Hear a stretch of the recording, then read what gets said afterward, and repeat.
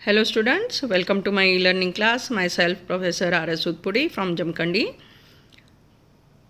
In this video, I am explaining how to prepare the statement showing the total cost per pen for two different types of pens, that is deluxe pen and popular pen. In this problem, the expenses incurred to produce these two types of pens are given in total. We have to allocate on the basis of the adjustment or information given, additional information given.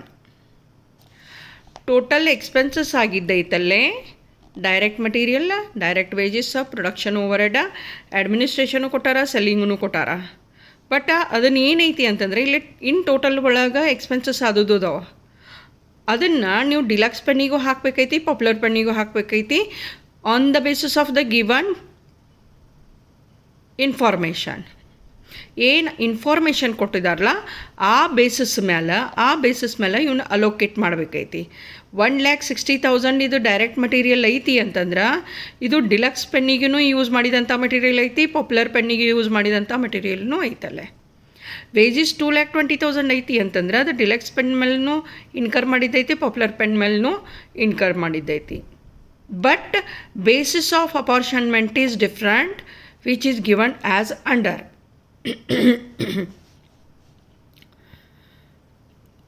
Sorry, first one direct materials ಬಗ್ಗೆ ಏನು ಹೇಳಿದಾರ ಅಂತಂದ್ರೆ deluxe type pen cost twice as much as that of popular ಅಂತ ಹೇಳಕತ್ತಾರ. Deluxe type of pen cost twice ಅಂದರೆ deluxe ಪೆನ್ನಿಗೆ ಏನು expenses ಆಗೈತಲ್ಲ ಅದು ಟ್ವೈಸ್ ಐತಿ, ಡಬಲ್ ಐತಿ ಆ್ಯಸ್ ಮಚ್ ದ್ಯಾಟ್ ಆಫ್ ಪಾಪ್ಯುಲರ್ದಕ್ಕಿನ್ನೂ ಡಬಲ್ ಐತಿ ಅಂತ ಹೇಳಕತ್ತಾರ. ಪಾಪ್ಯುಲರ್ ಪೆನ್ ಪ್ರೊಡ್ಯೂಸ್ ಮಾಡೋಕೆ ನೀವು ₹1 ಖರ್ಚು ಮಾಡಿದ್ದೀರಿ ಅಂತಂದ್ರೆ ಡಿಲಕ್ಸ್ ಪೆನ್ನಿಗೆ ಮಟೀರಿಯಲ್ ಯೂಸ್ ಆದದ್ದು ₹2 ಐತಿ ಅಂತ ಹೇಳ್ತೇವೆ.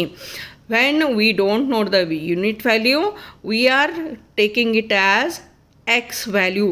ಅಂದ್ರೆ ಪಾಪ್ಯುಲರ್ ಪೆನ್ನಿಗೆ ಏನು ಮಟೀರಿಯಲ್ ಯೂಸ್ ಆಗೈತಿ ಅದು ಎಕ್ಸ್ ಐತಿ ಅಂತಂದ್ರೆ ಡಿಲಕ್ಸ್ ಪೆನ್ನಿಗಾದಂತಹ ಎಕ್ಸ್ಪೆನ್ಸಸ್ ಏನಿರ್ತೈತೆ ಅದು ಡಬಲ್ ಐತಿ ಅಂದ್ರೆ 2x ಇರತ್ತಾ. ಓಕೆ, ಹಂಗೆ ನಾವು ಅಲೋಕೇಶನ್ ಮಾಡಾಕತ್ತೇವಿ on the basis of number of units produced. ಬರೀ ಡೈರೆಕ್ಟಾಗಿ ಎಕ್ಸ್ ಐತಿ 2x ಐತಿ ಅಂತಂದ್ರೆ ಕ್ಯಾಲ್ಕುಲೇಷನ್ ಮಾಡೋಕೆ ಬರೋಂಗಿಲ್ಲ. ಯೂನಿಟ್ಸ್ ಎಷ್ಟು ಪ್ರೊಡ್ಯೂಸ್ ಮಾಡಿರ್ತೈತಲ್ಲ ಅಷ್ಟು ಮಟೀರಿಯಲ್ ಯೂಸ್ ಆಗಿರತ್ತೆ ನಮ್ಮದಲ್ಲೇ. Okay, so I am explaining this while solving the problem again. ಎರಡನೇದೇನು ಹೇಳ್ಯಾರ ಅಂದ್ರೆ direct wages in popular type pen. Direct wages ಬಗ್ಗೆ ಏನು ಹೇಳ್ಯಾರ ಅಂತಂದ್ರೆ ಪಾಪ್ಯುಲರ್ ಟೈಪ್ ಪೆನ್ ಒಳಗೆ 60% of those for deluxe type pen. ಅಂದರೆ ಡಿಲಕ್ಸ್ ಟೈಪ್ಗೆ ನೀವು ₹1 ಯೂಸ್ ಮಾಡಿರಿ ಅಂತಂದ್ರೆ ₹1 ಡೈರೆಕ್ಟ್ ವೇಜಸ್ ಆಗೈತಿ ಅಂತಂದ್ರೆ ಪಾಪ್ಯುಲರ್ ಪೆನ್ನಿಗೆ ₹1 60% ಅಂದರೆ ಎಷ್ಟಾಯ್ತು? 60 ಪೈಸಾ ಆಗ್ತದಲ್ಲೇ. ಓಕೆ, 60 ಪೈಸಾ ಆಗ್ತತಿ. ಡಿಲಕ್ಸ್ ಟೈಪಿಗೆ ₹1 ಮಾಡಾಕತ್ತೀರಿ, ಪಾಪ್ಯುಲರ್ ಪೆನ್ನಿಗೆ ಎಷ್ಟಾಗತ್ತೈತಿ? 60 paisa ಆಗಾಕತ್ತೈತಿ.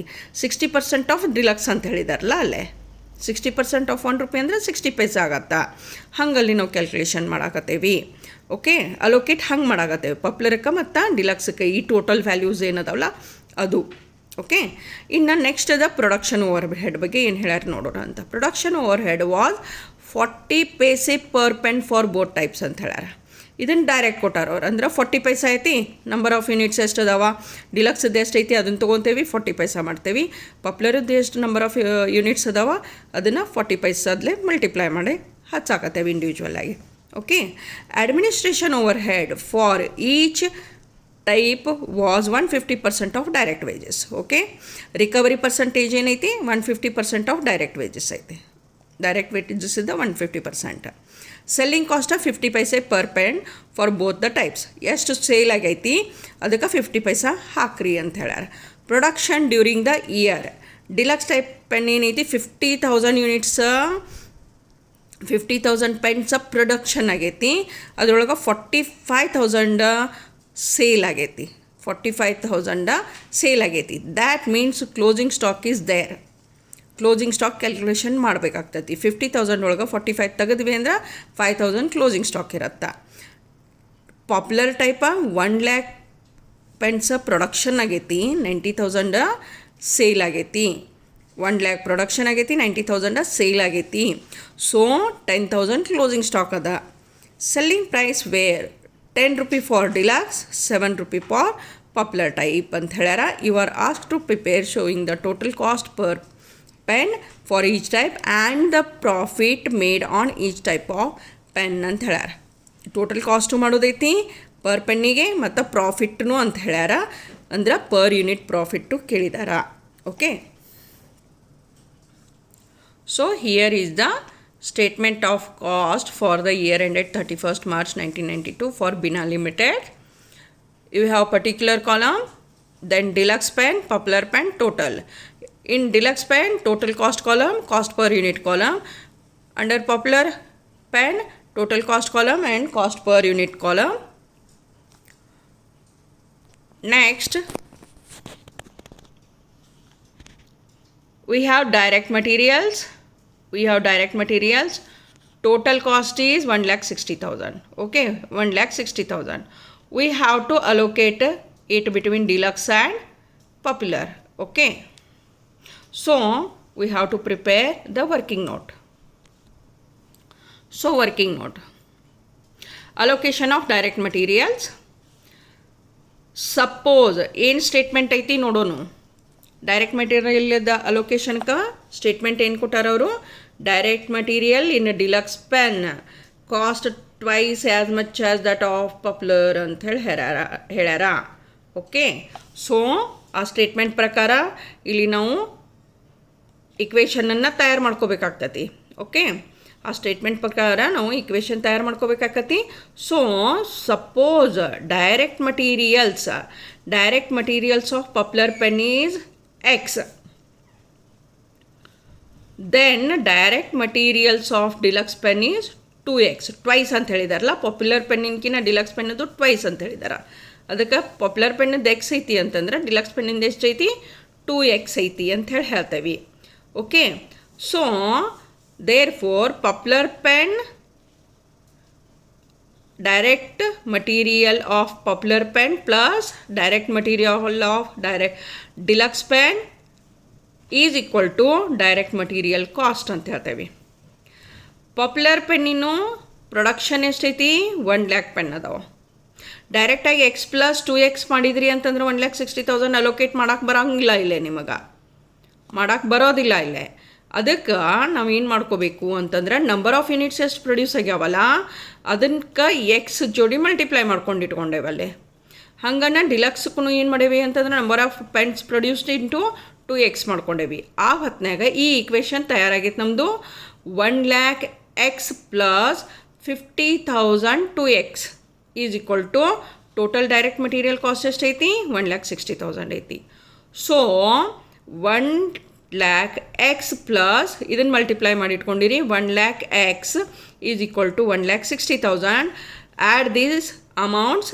2 lakh x is equal to 1,60,000. Therefore x is equal to, ಈಗ ಇದನ್ನು ಇಲ್ಲಿ ತೊಗೊಂಬರ್ಬೇಕೈತಿ. ಒಂದು ಟೈಪದ ನಂಬರ್ಸನ್ನು ಒಂದು ಕಡೆ ಮಾಡ್ಕೊಳಕತ್ತೇವೆ ನಾವಲ್ಲೇ ಇಕ್ವೇಷನ್ ಒಳಗೆ. ಅದನ್ನು ನಾವು ಕ್ಯಾನ್ಸಲೇಷನ್ ಮೆಥಡ್ ಮಾಡಿಕೊಂಡು ವ್ಯಾಲ್ಯೂ ಕ್ಯಾಲ್ಕುಲೇಷನ್ ಮಾಡೋದೈತಿ ಎಕ್ಸದ್ದು. X is equal to 1,60,000 divided by 2 lakh ಮಾಡ್ತೇವೆ. So x is equal to 0.80 ಅಂತ ಮಾಡಿದ್ವಿ.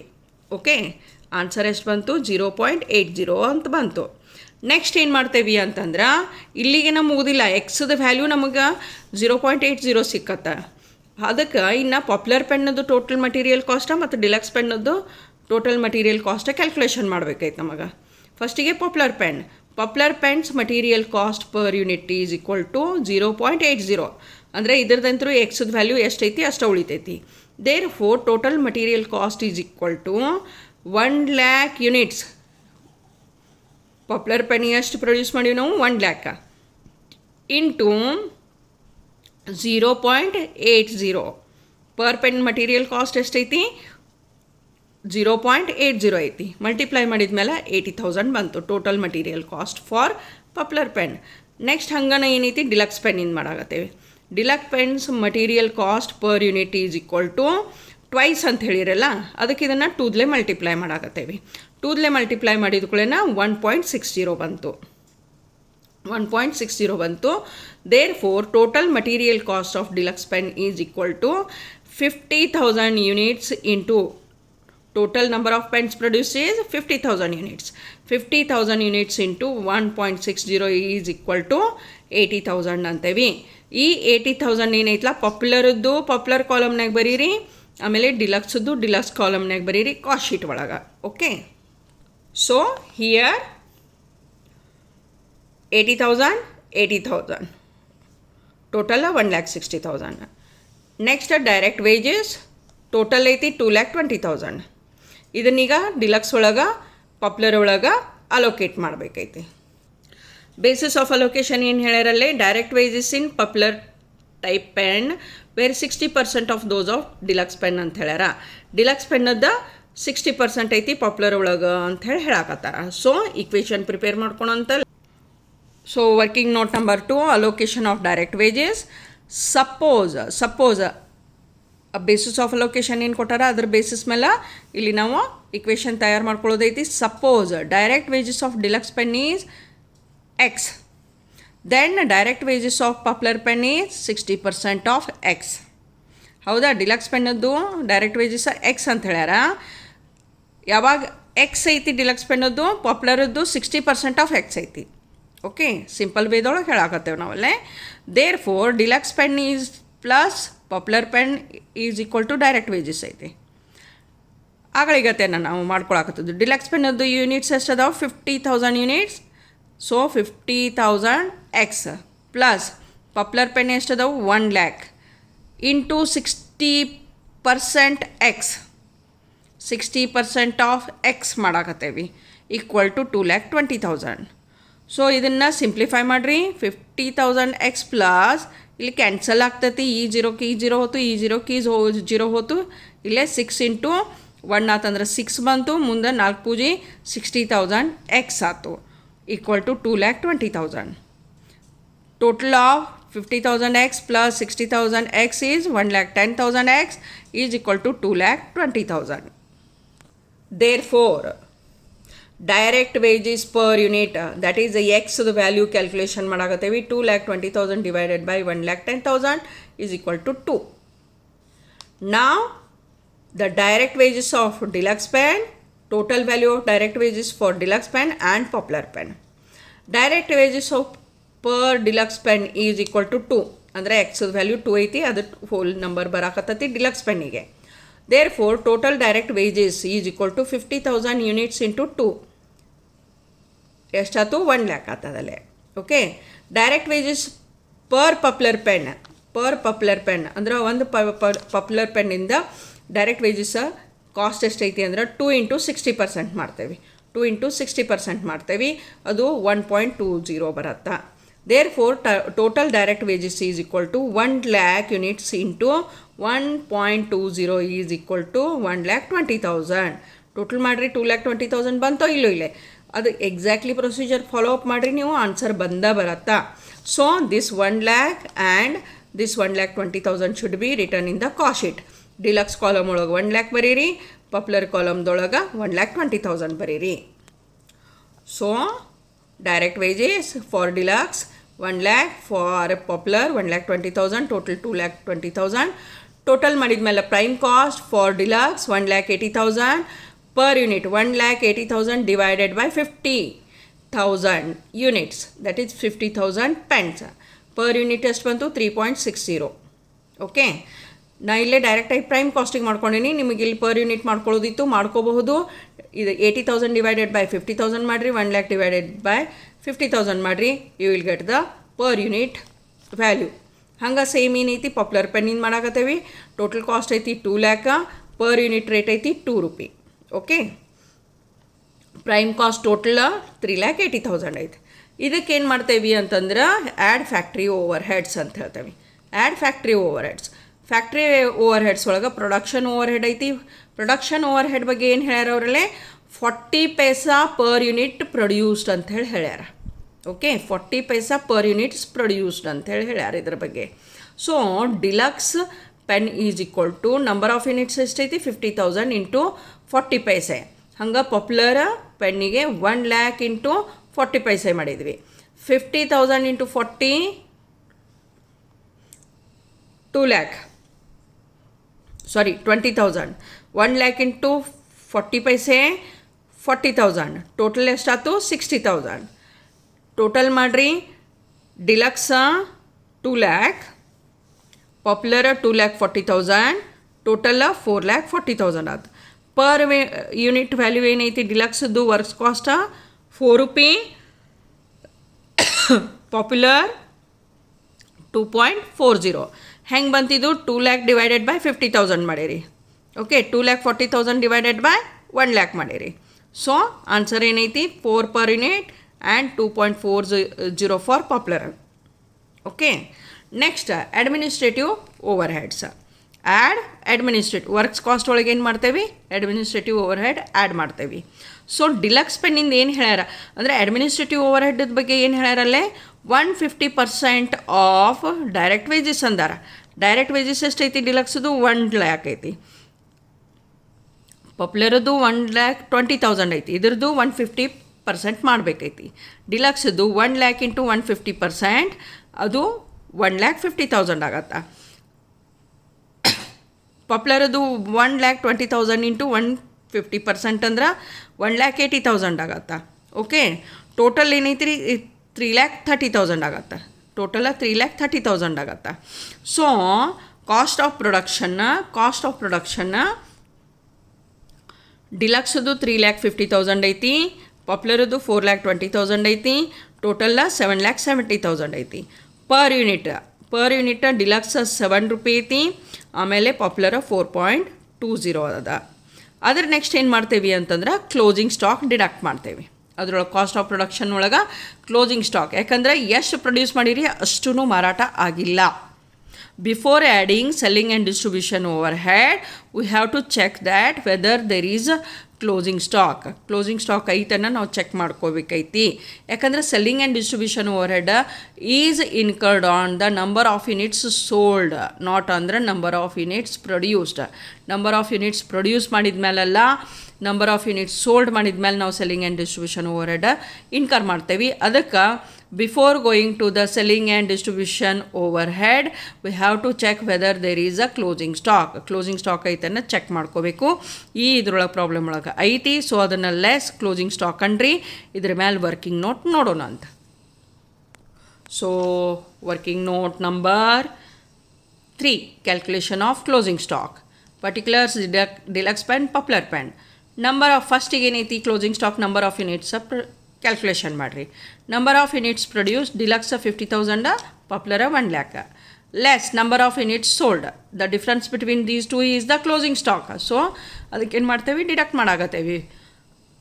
ಡಿಲಕ್ಸ್ 45,000 ಐತಿ, ಪಾಪ್ಯುಲರ್ 90,000 ಐತಿ. ಸೊ 50,000 ಒಳಗೆ 45,000 ತೆಗೆದ್ರೆ 5,000 is the closing stock for deluxe. 1 lakh ಒಳಗೆ 90,000 ತೆಗೆದ್ರೆ 10,000 is the closing stock for popular. ಇದು ನಂಬರ್ ಆಫ್ ಯೂನಿಟ್ಸ್ ಒಳಗೆ ಬಂದದ. ಈಗ ನಾವೇನು ಮಾಡ್ಬೇಕೈತಿ ಅಂತಂದ್ರೆ ಇದ್ರದ್ದು ಟೋಟಲ್ ವ್ಯಾಲ್ಯೂ ಕ್ಯಾಲ್ಕುಲೇಷನ್ ಮಾಡಬೇಕಾಕತಿ. ಟೋಟಲ್ ವ್ಯಾಲ್ಯೂ ಕ್ಯಾಲ್ಕುಲೇಷನ್ ಮಾಡ್ಬೇಕಂತಂದ್ರೆ ಕಾಸ್ಟ್ ಆಫ್ ಪ್ರೊಡಕ್ಷನ್ ಪರ್ ಯೂನಿಟ್ಲೆ ಮಲ್ಟಿಪ್ಲೈ ಮಾಡಬೇಕೈತಿ. ಇದನ್ನು ಕಾಸ್ಟ್ ಆಫ್ ಪ್ರೊಡಕ್ಷನ್ ಪರ್ ಯೂನಿಟ್ಲೆ ಇದನ್ನು ಮಲ್ಟಿಪ್ಲೈ ಮಾಡಬೇಕು. ಸೊ ಅದಕ್ಕೆ ನಾವೇನು ಮಾಡಬೇಕಾಕತಿ, ಕಾಸ್ಟ್ ಪರ್ ಯೂನಿಟ್ ಕ್ಯಾಲ್ಕುಲೇಷನ್ ಮಾಡಬೇಕು. Cost per unit is equal to cost of production divided by number of pens produced ಮಾಡ್ತೇವೆ. Therefore, deluxe penny is equal to 3,50,000. Cost of production ಎಷ್ಟೈತಿ 3,50,000 divided by number of units produced is 50,000. So 7 rupees per unit cost of production ಐತಿ. Total value of closing stock calculation ಏನು ಮಾಡ್ತೇವೆ 5,000. ಇವೆಷ್ಟು ಅದಾವ closing stock 5,000. Rate per unit 7. So 35,000 is the closing stock for deluxe pen. As same like popular penniಗೆ cost of production 4,20,000 ಐತಿ, number of units produce 1 lakh ಐತಿ. So per unit cost of production 4.20 ಬಂತು. Total value of closing stock for popular pen is 10,000. ಎಷ್ಟು ಅದಾವಲ್ಲೇ 10,000 closing stock units. Per unit ಎಷ್ಟೈತಿ 4.20 ಐತಿ. So 10,000 into 4.20 ಮಾಡಿದ್ವಿ ಅಂದ್ರೆ 42,000 ಬಂತು. 35,000 ಡಿಲಕ್ಸ್ ಕಾಲಮ್ನಾಗ ಅಷ್ಟೇ, 42,000 ಪಾಪ್ಯುಲರ್ ಪೆನ್ನಾಗ. So less closing stock 35,000 and 42,000, total 77,000. Deduct ಮಾಡಿರಿ. Cost of goods sold for deluxe 3,15,000 per ಯೂನಿಟ್ಗೆ ಅದ ರೇಟ್ ಬರತ್ತಾ. ಆಮೇಲೆ ಪಾಪ್ಯುಲರ್ 3,78,000 ಪರ್ ಯೂನಿಟ್ 4.20. ಆಮೇಲೆ ಟೋಟಲ್ 6,93,000 ಬಂತು. ಇದರೊಳಗೆ ಏನು ಮಾಡ್ತೇವೆ ಅಂತಂದ್ರೆ selling and distribution overhead add ಮಾಡ್ತೇವೆ. ಪರ್ ಯೂನಿಟ್ ರೇಟ್ ಏನೈತಿ 50 ಪೈಸೆ ಐತಲ್ಲ, ಪರ್ ಯೂನಿಟ್ ರೇಟ 50 ಪೈಸೆ ಐತಿ. ಸೊ ಡೈರೆಕ್ಟಾಗಿ ಏನು ಮಾಡಿರಿ ಅಂತಂದ್ರೆ ನಂಬರ್ ಆಫ್ ಯೂನಿಟ್ಸ್ ಸೋಲ್ಡ್ ಎಷ್ಟು ಐತಿ, ಡಿಲಕ್ಸ್ಗೆ 45,000 ಐತಿ, ಪಾಪ್ಯುಲರ್ಗೆ 90,000 ಐತಿ. ಅದನ್ನು 50 ಪೈಸಲ್ಲೇ ಮಲ್ಟಿಪ್ಲೈ ಮಾಡಿಬಿಡ್ರಿ. So therefore deluxe is equal to 45,000 into 0.50, that is 22,500. ಪಾಪ್ಯುಲರ್ಗೆ 90,000 ಇಂಟು 50 ಪೈಸೆ 45,000. ಇದು ಪರ್ ಯೂನಿಟ್ ರೇಟ್ ಇಲ್ಲಿ ಹಚ್ಬಿಡ್ರಿ. ಟೋಟಲ್ 67,500 ಆಯ್ತು selling and distribution overhead. Therefore add ಮಾಡಿದ್ಮೇಲೆ ಕಾಸ್ಟ್ ಆಫ್ ಗೂಡ್ಸ್ ಸೋಲ್ಡ್ ಒಳಗೆ selling and distribution overhead add ಮಾಡಿದ್ರಿ ಅಂದ್ರೆ cost of sales ಬರತ್ತಾ. Deluxe ಪೆನ್ನಿಂದು 3,37,500 ಐತಿ, ಪರ್ ಯೂನಿಟ್ 7.50 ಐತಿ. ಸೊ ಪಾಪ್ಯುಲರ್ ಪೆನ್ನಿಂದು cost of sales 4,23,000, per unit 4.70 ಐತಿ. Total of cost of sales is 7,60,500 ಅದ. ಇದು ಆದ ನಂತರ ಪ್ರಾಫಿಟ್ ಅಂತ ಹೇಳಿ ಬರ್ಕೋರಿ. Balancing figure will be the profit. Balancing figure ಯಾವುದಕ್ಕೆ ಇಲ್ಲಿ ಸ್ಟಾರ್ ಹಾಕಿದ್ದೈತಿ. ಸೇಲ್ಸ್ ನೆಕ್ಸ್ಟ್ ಸೇಲ್ಸ್ ಡಿಲಕ್ಸ್ದು ಏನು ಹೇಳ್ಯಾರ ಅವರು, 45,000 ಯೂನಿಟ್ಸ್ ಮಾರಾಟ ಆಗೈತೆ ಅಂತ ಹೇಳ್ಯಾರ. ಪರ್ ಯೂನಿಟ್ ರೇಟ್ 10 ಐತಿ. So 45,000 into 10 4,50,000 per unit rate ಐತಿ 10. ಆಮೇಲೆ ಪಾಪ್ಯುಲರ್ ಪೆನ್ನಿಂದು 90,000 units sold into per unit rate ಏನೈತಿ 7. ಸೊ 6,30,000 ಪರ್ ಯೂನಿಟ್ 7 ರೂಪಾಯಿ ಐತಿ. ಟೋಟಲ್ 10,80,000 ಐತಿ. ಡಿಫ್ರೆನ್ಸ್ ಅಮೌಂಟ್ ಪ್ರಾಫಿಟ್ ಐತಿ. ಸೊ ಡಿಫ್ರೆಂಟ್ ಅಮೌಂಟ್ ಏನೈತಿ ಅಂತಂದ್ರೆ ಪ್ರಾಫಿಟ್ ಡಿಲಕ್ಸ್ 10ಗೆ 1,12,500 ಐತಿ. ಪರ್ ಯೂನಿಟ್ 2.50 ಐತಿ. ಪರ್ ಯೂನಿಟು ಕೇಳಿದಾರೆ ನಿಮಗಲ್ಲೇ. ಪರ್ ಯೂನಿಟ್ ಪ್ರಾಫಿಟ್ ಎಷ್ಟೈತಿ 2.50 ಐತಿ. ಆಮೇಲೆ ಪಾಪ್ಯುಲರ್ ಪೆನ್ನಿಂದು 2,07,000 ಟೋಟಲ್ ಪ್ರಾಫಿಟ್ ಐತಿ. ಪರ್ ಯೂನಿಟ್ 2.30 ಅದ. ಓಕೆ, ಟೋಟಲ್ ಪ್ರಾಫಿಟ್ ಈಸ್ 3,19,500 ಅದ. So it is the procedure to solve when the total cost of all elements or individual costs is given. Okay, hope you like my way of explaining the problem. Please like, share, subscribe my channel for further updates. Thank you.